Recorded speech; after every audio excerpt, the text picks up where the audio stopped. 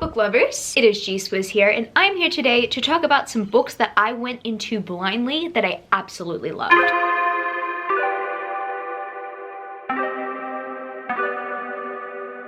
If you didn't know, this is a 7 on Sunday topic, and I am the host of 7 on Sunday. I will link the Goodreads page down in the description where you can check it out and you can participate in a topic in the future. And this week's topic was essentially inspired by the fact that my TBR, it's more dictated by my online algorithm of book shopping. I've noticed that a bunch of the book titles that I'm going to be mentioning mostly fit under that category. Some of them have been recommended to me via BookTube or Bookstagram, but I knew literally nothing about them before going into them, and I happened to be pleasantly surprised by them. Guess without further ado, I'm gonna get into my list. First of all, I want to talk about Seven Devils by Elizabeth May and Laura Lamb. This was purely a cover buy. I knew nothing about it except that it was a space opera. I just thought to myself, well, the cover looks beautiful, I'm gonna purchase it. I ended up reading it for the Because We Can Readathon. That reading vlog never ended up on my channel. I ended up having the worst week at work possible that week. I was super busy, and the last thing I could think of was my enjoyment for reading. But if there was one read that I absolutely loved and adored of that week, it was the first read that I had of the week, and that was Seven Devils. I ended up really enjoying this book. I understand why a lot of people don't like it. Even some reviewers who have booktube channels that I am a big fan of have said that they do not like it and they don't want to continue on with the series. I get it. It's mostly because of the choppy narrative in this book and its series, but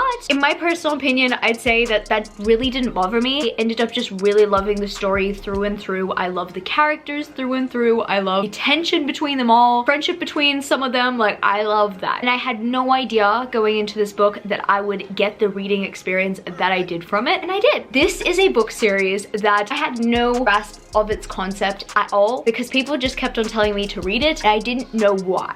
I didn't actually have the proper synopsis of the series. It's just people have been hyping it up since I first started reading, and when I first started reading, yeah, that was like when Divergent was getting its movie and everything, 2014. It was like that time, that era. People were also reading the Iron Fae series, which was one of the first kind of Fae series to get popular. That, as well as like Holy Black at the time. The Mortal Instruments is also pretty much popular. I didn't know that I had a big interest in Fae until I read the Throne of Glass series, and the Throne of Glass series pretty much introduced me to Fae and made me love the idea and the concept of Fae, except Fae are meant to be a lot more scarier than they are in Sarah J Maas's books. Then reading Holy Black kind of helped me grasp that concept a little bit. The Mortal Instruments did as well. Going into this book, I didn't really expect much. The Fae could have either been evil, they could have been good, and you have a bit of both in this series. I like that. So I recently, I'd say on July 1st, I finished The Iron King, and what I can say is I know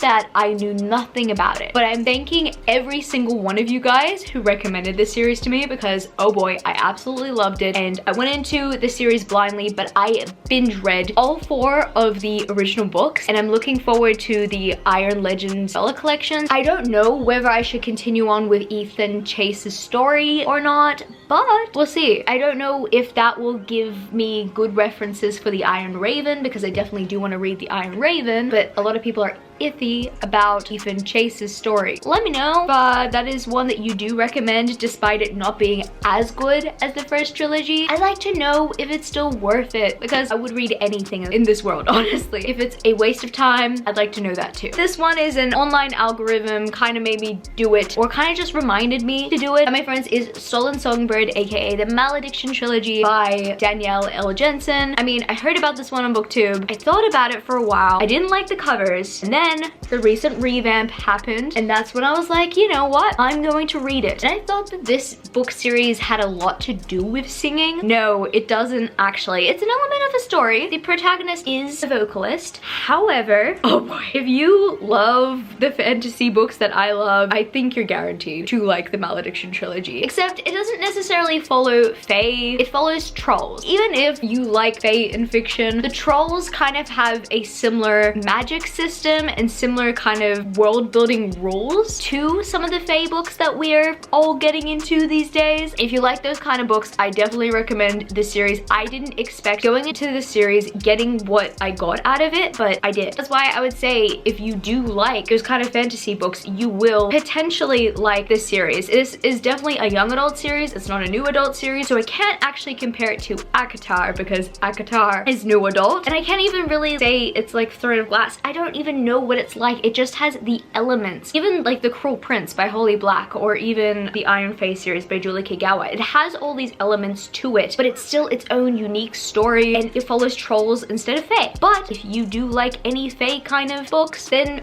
I would recommend picking this up. I went into it completely blindly, not knowing what to expect from it. I just wanted to get into a Never series to kind of pass time. I ended up getting a lot more from it. You guys already know that I love the Malediction trilogy. I could not recommend it enough. This one is a very recent read. I literally binge read this trilogy a week and a half ago. It was so good. I binge read the entire trilogy within 24 hours. I loved it. You guys might be wondering, how do I have that kind of time on my hands? I'm in lockdown right now. I have that time on my hands at the moment. I'm not really commuting or going from place to place at the moment. I have more reading time, which is fun. The Red Winter trilogy, some of you guys commented once you saw that I either hold this trilogy or it was my indie book TBR, or like some of you guys who are visiting from my Bookstagram. Hello, Bookstagram people. I know that you guys have been recommending this series to me. I didn't know anything about it. It was purely purchased based on my online algorithm. I just got a recommendation based on the books that I've been browsing. I saw Red Winter by Annette Marie, and the rest of the books were being advertised to me as recommendations. I just thought, well, I guess I'll add them onto my TBR. They might be okay. We'll see how it goes. No, they ended up being absolutely amazing. This is one of my favorite trilogies of all time now. I just love it so much, and I can't believe that this trilogy of this high caliber exists and not too many people are talking about it. It is actually really good. If you like Shadow of the Fox, you will love the Red Winter trilogy. I just know you will. I even think that the Shadow of the Fox trilogy is a very underrated trilogy itself. But this trilogy, I'm not gonna lie, I do love Julie Kagawa, but this trilogy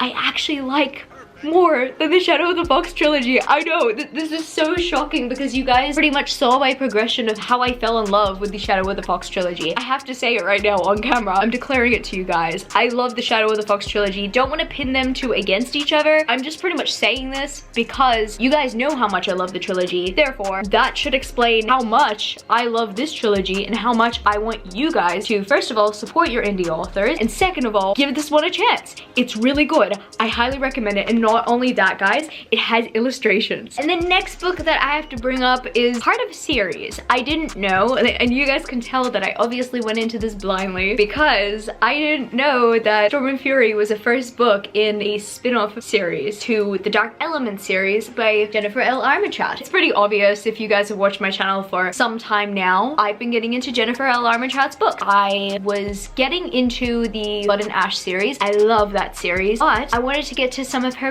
backlist titles. Not really her backlist titles, because technically the entire Harbinger series is also a part of her new release catalog. I just wanted to see how it was, and if it was on par with the Blood and Ash series. Not technically on par with the Blood and Ash series, but I still love it. Then, getting into this book, I think I was 100 pages in, and I even got an Instagram comment at the time saying, "Oh no, what are you doing? Don't read this book before you've read the Dark Element series." I'm just reading this book and I'm thinking, I've heard these names before in booktube videos. I've heard the name Roth, I've heard the name Zane, I've heard the name Layla before. Are these some other Jennifer L. Armentrout characters? And that's when I put it together before I read that Instagram comment. This is a spin-off series and no one's talking about the fact that it's a spin-off series. It does not say it anywhere on this cover. I don't even know if it even says it on the back of the cover. It's a spin-off to the Dark Element series. I know that some editions do in other languages. In some other language editions, it says like Dark Elements 4, Dark Elements 5, and Dark Elements 6. No, this is the Harbinger series, and I thought that this was its own series. It's not. I am so happy that I finished this book. I binge read the entire Dark Elements series so that I could reread this book and really appreciate it. I mean, I appreciated it the first time. I absolutely loved it the first time. But even though the Dark Elements series, not one of my favorite trilogies in the world, in fact, it really could have been one or two books books, and the love triangle was not necessary. It made me appreciate this series a lot more. I went into the series not knowing what it was at all, but what I do know is that it's one of my favorite series that I've read this year. Zane is one of my favorite characters. Trinity is also one of my favorite characters. I love this series, and so if you enjoyed the Dark Element series, if you want to give the Dark Element series a chance, do kind of recommend them if you want like a kind of lighter dark fantasy that has to do with like angels and demons and all that stuff. But I'd recommend it just to get to the Harbinger series. In my personal opinion, I understand that people preferred the first trilogy because of Layla and Roth, but I prefer the Harbinger series. And I'm so happy that I picked this series up because it's one of my favorite series now. And then I'm gonna talk about the Stormcrow by Kaylin Josephson. Now this is another scenario where it was a cover buy. I think at the time that this book series came out, I wasn't actually watching BookTube because, as I mentioned before, I was anhedonic. That happened. So this book came out at that time. I didn't pick it up for a very long time. Also, crows like terrify me. Much as everybody loves the book cover, it terrified me at first. That being said, crows are really cute in this series. If you read the series, you know why. I had no idea what to expect going into this. I had no idea it was going to be so political, but it's very much political, and I like that. I think I purchased it because I was given a Booktopia voucher for winning a trivia quiz at work. That was great. Yeah, I requested a Booktopia voucher as my prize, and I ended up getting the Stormcrow. And I ended up being pleasantly surprised by this duology. I think I could have liked the second book in the duology more if I didn't read it straight after the Remnant Chronicles. I'm gonna leave it at here because you guys know that I will rant about my emotional pain with the Remnant Chronicles all day. This duology was good all in all, and I pretty much purchased it because the cover was pretty much being shown everywhere. And no, I don't even remember anybody recommending it to me. I just picked it up. But I ended up really loving it. Final book that I have got to bring up is actually a book series that I'm actually in the middle of reading, and I just remember this book series coming out back in the day on BookTube, but not really anybody recommending it because people kept on saying it was like a rip-off of Daughter Smoke and Bone. That's all I heard about it, and I didn't actually really expect to pick this series up until I realized I want more trilogies to read, and also I noticed that the hardbacks were going out of print, and I wanted to take advantage of the situation, and I wanted to purchase the hardbacks of the Girl at Midnight series by Melissa Gray. I ended up reading this the other day and ended up being pleasantly surprised. I love this series so far. If you guys don't know, I am up to The Savage Dawn, which is the final book in the series. Oh geez, Wiz, if only you knew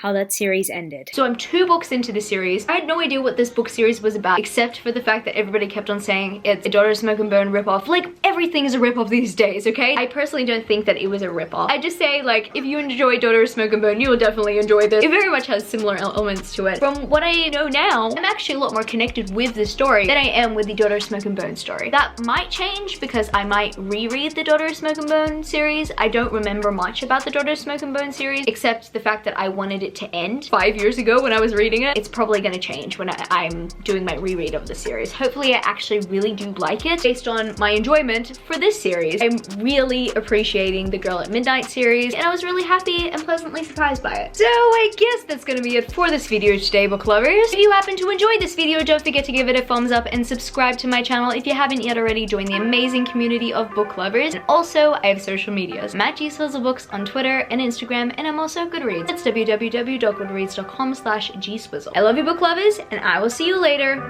Peace. Started out with half and I flipped it into double. Started out with half and I flipped it into double.